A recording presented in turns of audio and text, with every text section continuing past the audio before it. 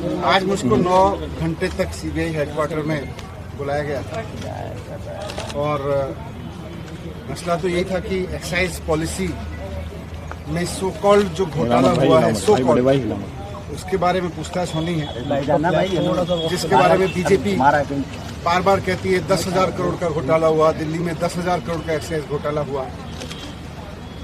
लेकिन आज मैंने सीबीआई में जाके देखा, मैंने देखा कि कोई घोटाला तो वहाँ है ही नहीं, घोटाले की तो कुछ मसला ही नहीं है वहाँ। सारा केस फर्जी है, मैं जानता हूँ सारा केस फर्जी है। और आज मैंने सीबीआई में 9 घंटे की पूछताछ के दौरान 9 घंटे जो मैं रहा वहाँ पे, वहाँ भी मैं समझ गया कि किस तरह से सारा केस फर्जी है और किस तरह से इन्होंने पूरी साजिश की गई है।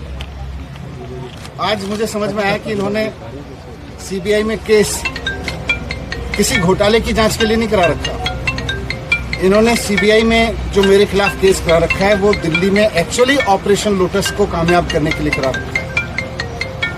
ये बात पहले भी मुझे बाहर से समझ में आ रही थी, लेकिन आज अंदर जाके सीबीआई के हेडक्वार्टर में 9 घंटे तक मेरे को और समझ में आई कि किस तरह से भारतीय जनता पार्टी सीबीआई जैसी एजेंसीज को अनकॉन्स्टिट्यूशनल तरीके से, असंवैधानिक तरीके से, गलत तरीके से दबाव बनाने के लिए यूज कर रही है। एक्साइज पे बात हुई, लेकिन मुझे आश्चर्य हुआ कि वहां भी साइड में मुझ पे दबाव बनाया गया कि आप छोड़ दो, आप में क्यों हो। मैंने कहा क्यों? बोले ये केस आपके ऊपर ऐसे ही चलते रहेंगे, नहीं तो। मैंने कहा इस केस में तो है नहीं, ये तो खत्म हो जाएंगे।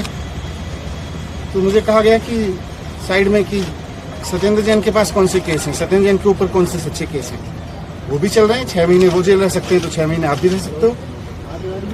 तो मैंने कहा बीजेपी तो बहुत गंदी पार्टी है, मैं उसके लिए आप थोड़ी छोड़ सकता हूँ। तो मुझे कहा गया कि नहीं देखो ये केस तो ऐसे ही चलते रहेंगे, दूसरा फायदा आपको लोग मुख्यमंत्री भी बनाएंगे फिर। तो मैंने कहा ये मुख्यमंत्री बनने के लिए थोड़ी आया हूँ, मैं तो शिक्षा के लिए आया हूँ।